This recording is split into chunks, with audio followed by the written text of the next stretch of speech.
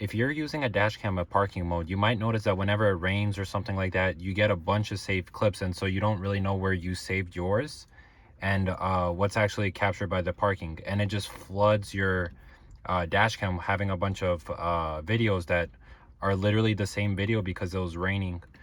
What you can do on Max is you can go to this button right here and have it set to size, and everything that's in parking mode is going to be really small because it was only 20 seconds.